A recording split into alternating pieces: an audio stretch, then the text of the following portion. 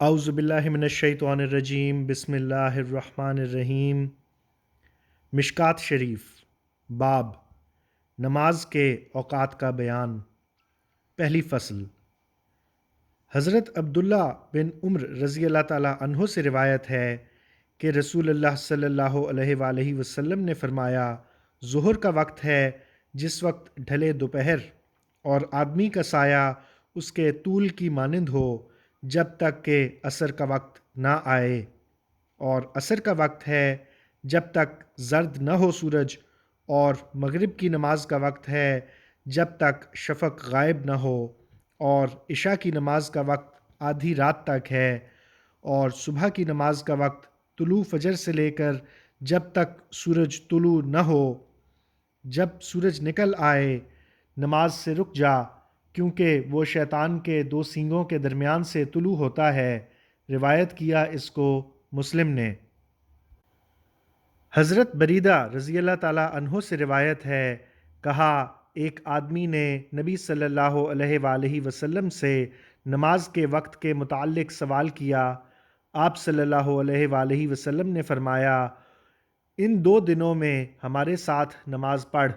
جب سورج کا زوال ہوا، آپ صلی اللہ علیہ وآلہ وسلم نے حضرت بلال رضی اللہ تعالیٰ عنہ کو حکم دیا کہ اذان کہیں، پھر انہیں حکم دیا کہ ظہر کی اقامت کہیں، پھر ان کو حکم دیا کہ عصر کی نماز قائم کریں جب سورج بلند اور سفید اور صاف تھا، پھر ان کو حکم دیا، انہوں نے مغرب کی نماز قائم کی جب سورج غروب ہوا، پھر ان کو حکم دیا، انہوں نے عشاء کی نماز قائم کی جس وقت شفق غائب ہوئی، پھر ان کو حکم دیا، انہوں نے فجر کی نماز قائم کی جب فجر نمودار ہوئی۔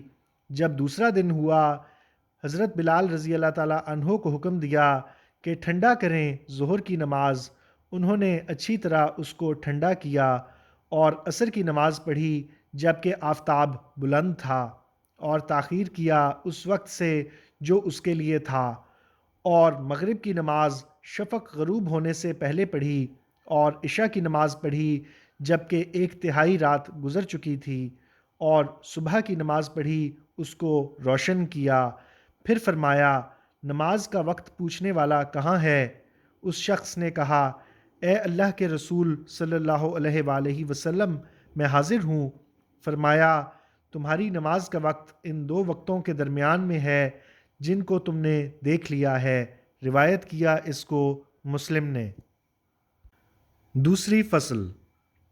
حضرت ابن عباس رضی اللہ تعالیٰ عنہ سے روایت ہے کہ رسول اللہ صلی اللہ علیہ وآلہ وسلم نے فرمایا، بیت اللہ کے نزدیک جبرائیل علیہ السلام نے میری 2 بار امامت کی، مجھ کو ظہر کی نماز پڑھائی اور سورج کا سایہ تسمہ کے برابر تھا، اور عصر کی نماز پڑھائی جب کہ ہر چیز کا سایہ اس کی مانند ہو گیا، اور مغرب کی نماز پڑھائی جب روزہ دار افطار کرتا ہے، اور عشاء کی نماز پڑھائی جب شفق غائب ہوئی، اور فجر کی نماز پڑھائی جب کھانا پینا روزہ دار پر حرام ہوتا ہے۔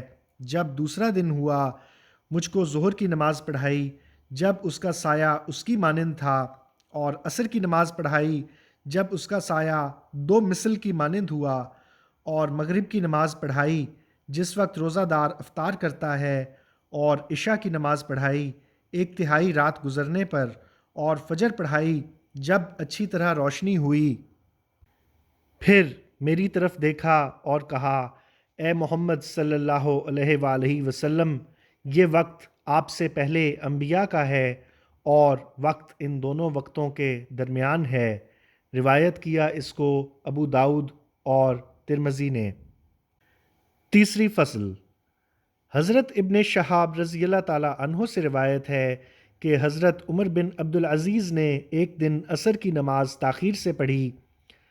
عروہ نے انہیں کہا، خبردار، جبرائیل علیہ السلام اترے، انہوں نے نبی صلی اللہ علیہ وآلہ وسلم کے آگے نماز پڑھی۔ حضرت عمر نے عروہ سے کہا، تو جان کہ کیا کہتا ہے اے عروہ؟ انہوں نے کہا، میں نے بشیر بن ابی مسعود سے سنا۔ انہوں نے کہا کہ میں نے ابن مسعود رضی اللہ تعالیٰ عنہ سے سنا، کہتے تھے کہ میں نے نبی صلی اللہ علیہ وآلہ وسلم سے سنا، فرماتے تھے جبرائیل علیہ السلام اترے، پس میری امامت کی، میں نے ان کے ساتھ نماز پڑھی، پھر ان کے ساتھ نماز پڑھی، پھر ان کے ساتھ نماز پڑھی، پھر ان کے ساتھ نماز پڑھی، پھر ان کے ساتھ نماز پڑھی۔ حضور صلی اللہ علیہ وآلہ وسلم اپنی انگلیوں سے حساب کرتے تھے 5 نمازوں کا، متفق علیہ۔ حضرت عمر بن خطاب رضی اللہ تعالیٰ عنہ سے روایت ہے، انہوں نے اپنے عاملوں کی طرف لکھا، تحقیق تمہارے کاموں میں نہایت ضروری کام میرے نزدیک نماز ہے۔ جس نے اس کی محافظت کی، اس نے حفاظت کی اپنے دین کی، اور جس نے اسے ضائع کر دیا وہ اس چیز کو جو نماز کے سوا ہے بہت ضائع کرنے والا ہے۔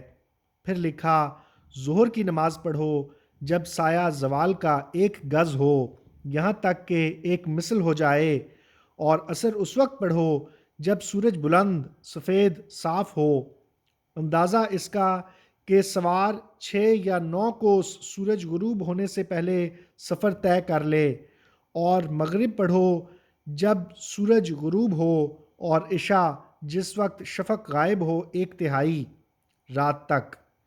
پس جو شخص سوئے اس کی آنکھیں نہ سوئیں، پس جو شخص سوئے اس کی آنکھیں نہ سوئیں، جو شخص سوئے اس کی آنکھیں نہ سوئیں، اور صبح کی نماز پڑھو جب کہ ستارے ظاہر ہوں جمع ہو کر چمکنے والے۔ روایت کیا اس کو مالک نے۔ حضرت ابن مسعود رضی اللہ تعالیٰ عنہ سے روایت ہے کہ رسول اللہ صلی اللہ علیہ وآلہ وسلم کی ظہر کی نماز کا اندازہ گرمیوں میں 3 قدم سے 5 قدم تک، اور سردیوں میں 5 قدم سے 7 قدم تک۔ روایت کیا اس کو ابو داؤد اور نسائی نے۔